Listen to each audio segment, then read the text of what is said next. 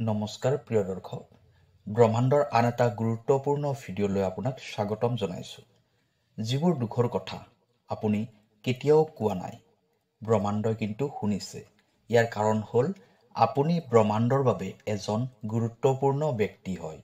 এইবোৰ কথা আপোনাক কোনেও নকয়, কিন্তু ব্ৰহ্মাণ্ডই জানে যে আপুনি সেইসকল ব্যক্তিৰ ভিতৰৰে এজন হয় যিয়ে হাঁহি হাঁহি বহুত দুখ বেদনা সহ্য কৰিছে, যাৰ চকুত সদায় আশা থাকে, কিন্তু হৃদয়ত ক'ব নোৱাৰা বহুত দুখ সোমাই আছে। আপুনি সেইটোৱে আত্মা হয় যিয়ে সকলোতকৈ বেছি অনুভৱ কৰিছে, কিন্তু আপুনি সদায় নিজৰ বিষয়ে কমকৈয়ে কয়। আজি এই ভিডিঅ'টো আপোনাৰ ওচৰলৈ এইকাৰণেই আহিছে কাৰণ ব্ৰহ্মাণ্ডই নিজেই আপোনাৰ সৈতে কথা পাতিব বিচাৰিছে। ব্ৰহ্মাণ্ডই আপোনাৰ প্ৰতিটোপাল চকু পানী দেখিছে, আপোনাৰ নীৰৱতা শুনিছে, আপোনাৰ সেই সকলোবোৰ প্ৰশ্ন বুজি পাইছে, যিবোৰ প্ৰশ্ন আপুনি কেতিয়াও কাকো সোধাই নাই। কেতিয়াবা আপুনি এটা দীঘলীয়া উশাহ লৈ আকাশৰ ফালে চাইছে আৰু মনৰ ভিতৰতে প্ৰশ্ন কৰিছে যে কেতিয়াবা মই ন্যায় পামনে, মোৰ কেতিয়াবা ভাল সময় আহিবনে।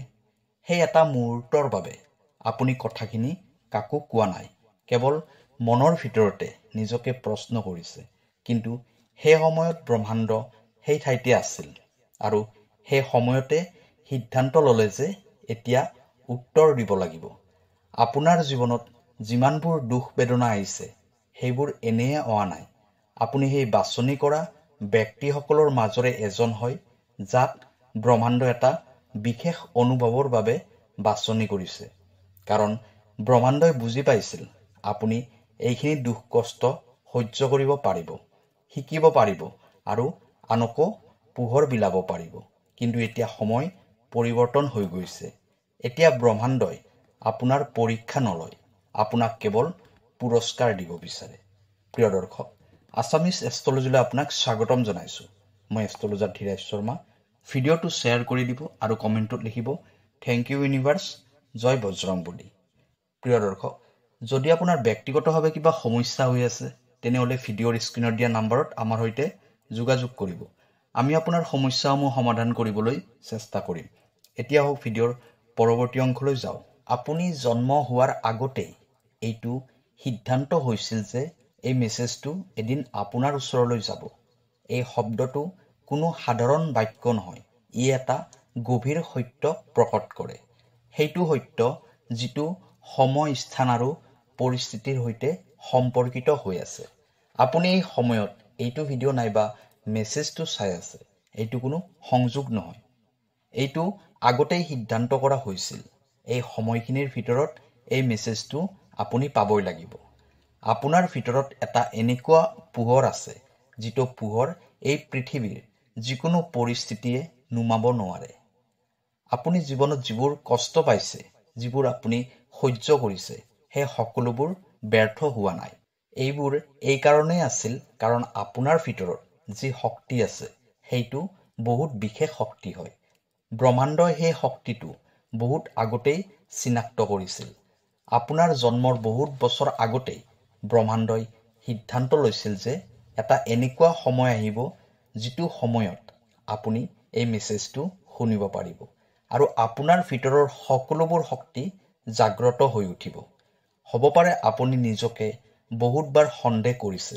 আপুনি নিজকে প্ৰশ্ন কৰিছে চাগে, মই কিয়, মোৰ লগতহে সদায় এনেকুৱা কিয় হয়। আপোনাৰ ভিতৰত এনেকুৱা কিবা এটা আছে যিটো গোটেই পৃথিৱীতে দুৰ্লভ। সেই কৰোণা, সেই সহানুভূতি, সেই সাহস, সেই প্ৰেম। আপোনাৰ একেবাৰে বেয়া অৱস্থাবোৰতো আপুনি এইবোৰ এৰি দিয়া নাছিল। সেইবোৰেই ব্ৰহ্মাণ্ডক আপোনাৰ ওচৰলৈ আকৰ্ষণ কৰি লৈ আহিছে। আজিৰ এই মেছেজটোৱে কেৱল আপোনাক জাগ্ৰত কৰিব আহিছে, এইটো ক'বলৈ যে এতিয়া আৰু লুকুৱাই ৰাখিবৰ সময় নাই। আপোনাৰ আত্মাৰ ভিতৰত যিবোৰ লুকাই আছিল, যি ক্ষমতা, যি শক্তি, যি পোহৰ, এতিয়া সময় আহি গৈছে সেইবোৰ বাহিৰলৈ উলিয়াই লৈ অহাৰ। এতিয়া সময় আহি গৈছে আপোনাৰ ৰৈ থকা শক্তিবোৰ বৈ যাবলৈ ধৰিব। আপোনাৰ মৃত সপোনবোৰে আকৌ উশাহ ল'ব আৰু আপোনাৰ ভাঙি যোৱা বিশ্বাস আকৌ জোৰা লাগিব। এই জীৱনটো আপোনাৰ হয় আৰু এই জীৱনটোত আপুনি কোনো সংযোগত নহয়, এটা উদ্দেশ্যৰ সৈতে আহিছে। হ'ব পাৰে আপুনি সৰু হৈ থাকোঁতে এনেকুৱা কিছুমান কথা শুনিছিল যিবোৰ কথাই আপোনাৰ আত্মবিশ্বাস ভাঙি পেলাইছিল।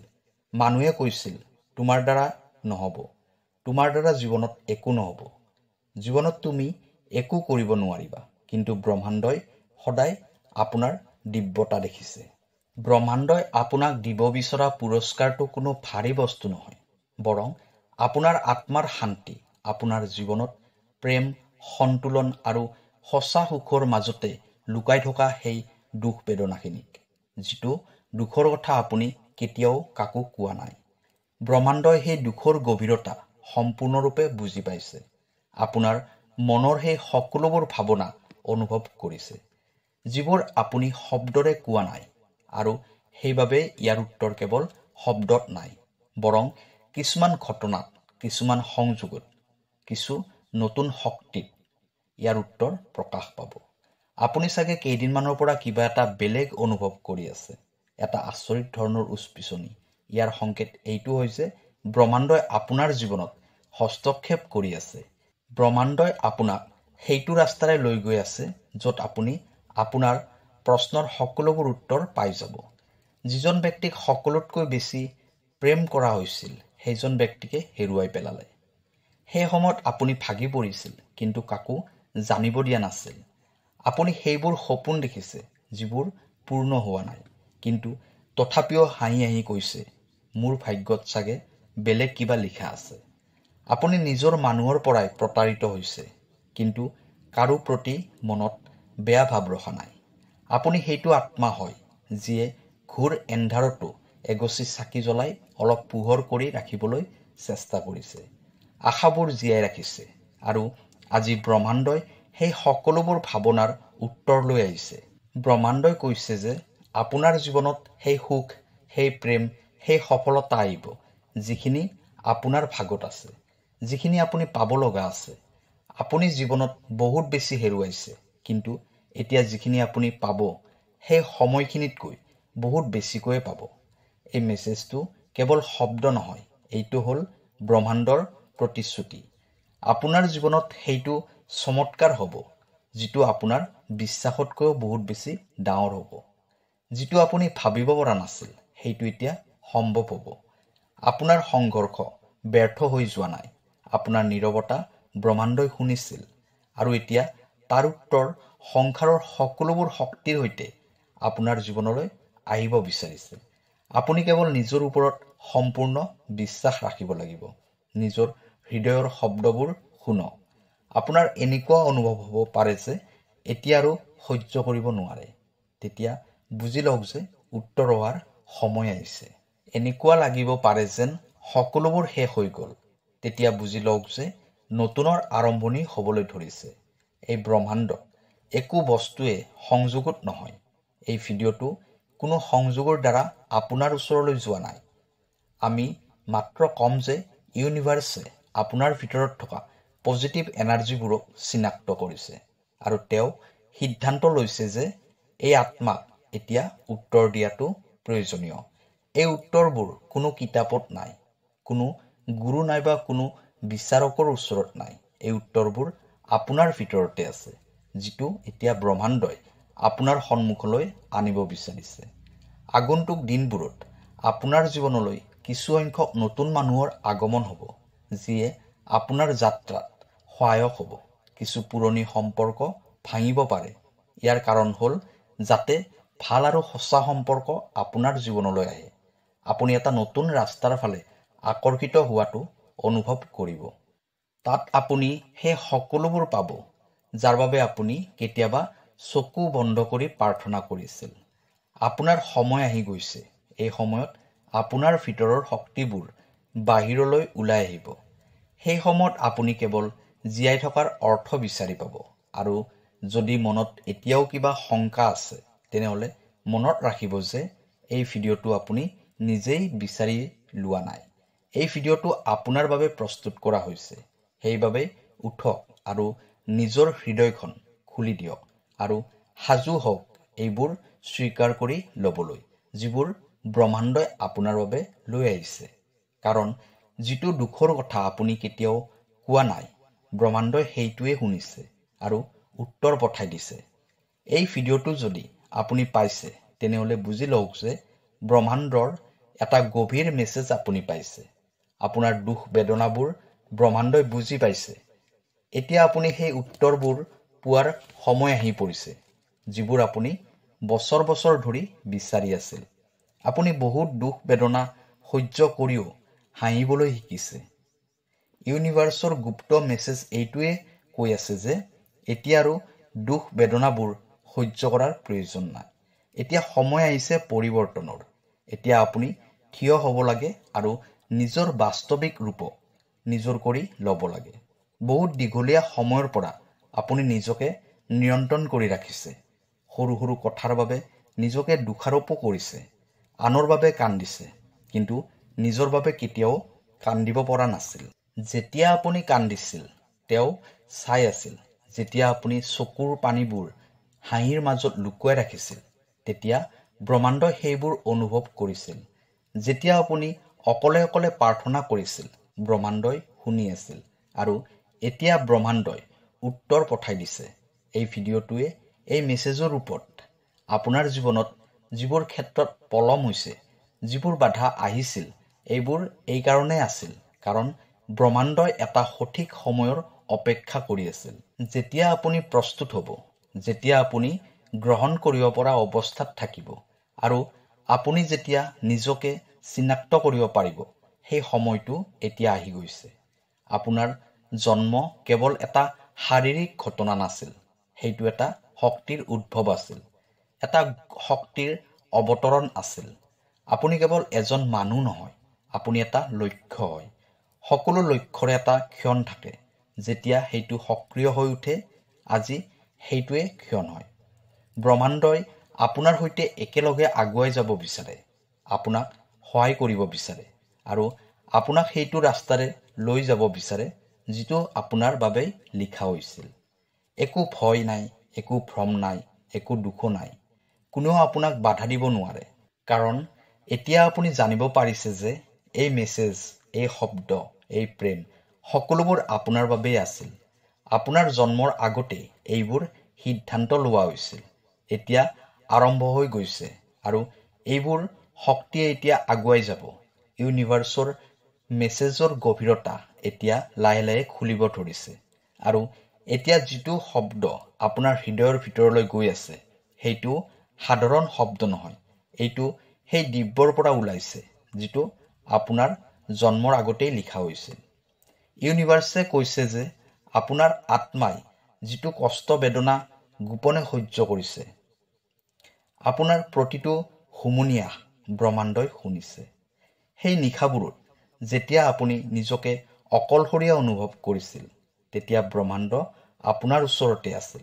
যেতিয়া আপুনি একো নোকোৱাকৈয়ে মনে মনে চকু পানীবোৰ বৈ যাবলৈ দিছিল, তেতিয়া আপোনাৰ শক্তিবোৰে ব্ৰহ্মাণ্ডৰ দৰ্জা টুকুৰিয়াই দিছিল। এতিয়া সেই সময় আহি গৈছে আপোনাৰ আত্মাক তেওঁৰ পৰিশ্ৰমৰ ফল দিয়াৰ।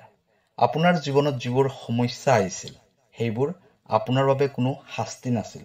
সেইবোৰে আপোনাৰ ভিতৰৰ দিব্যতা বাহিৰত লৈ অহাৰ প্ৰস্তুতি আছিল। আৰু এতিয়া আপোনাৰ অন্তৰ্মন নিৰ্মল হৈ গৈছে আৰু আপোনাৰ মনে পৰম শান্তিৰ বাবে কৈ আছে। এই মেছেজটো আপোনাৰ সেই চকু পানীৰ উত্তৰ হয়, যিটো কেতিয়াবা নিশা গাৰুৰ ভিতৰত লুকাই গৈছিল। ইউনিভাৰ্ছে কৈছে যে আপোনাৰ আত্মা বহুত উজ্জ্বল হয়, কিন্তু আপুনি নিজৰ পোহৰকে বিশ্বাস নকৰে। আপোনাৰ জীৱনত যিবোৰ দুখ, কষ্ট, বেদনা আহিছিল, সেইবোৰ আপোনাক ভাঙিবলৈ নহয়, সেইটো আপোনাক আপোনাৰ আত্মাৰ গভীৰতাৰ সৈতে মিলিত কৰাবৰ বাবে আহিছিল। কিন্তু এতিয়া সেই দুখ কষ্টবোৰৰ সময় সম্পূৰ্ণ হৈ গ'ল। এতিয়া ব্ৰহ্মাণ্ডই সিদ্ধান্ত লৈছে যে আপোনাক শান্তি দিব লাগে। যিবোৰ মানুহে আপোনাক বুজি পোৱা নাছিল, যিবোৰ মানুহে আপোনাৰ সৰলতাক দুৰ্বলতা বুলি ভাবিছে, এতিয়া ব্ৰহ্মাণ্ডই তেওঁলোকক আপোনাৰ গুৰুত্ব বুজাই দিব। এই কামটো আপুনি কৰিব নালাগে। এই কামটো ব্ৰহ্মাণ্ডই নিজেই কৰিছে, মনে মনে একো শব্দ নোহোৱাকৈ। কিন্তু গভীৰভাৱে।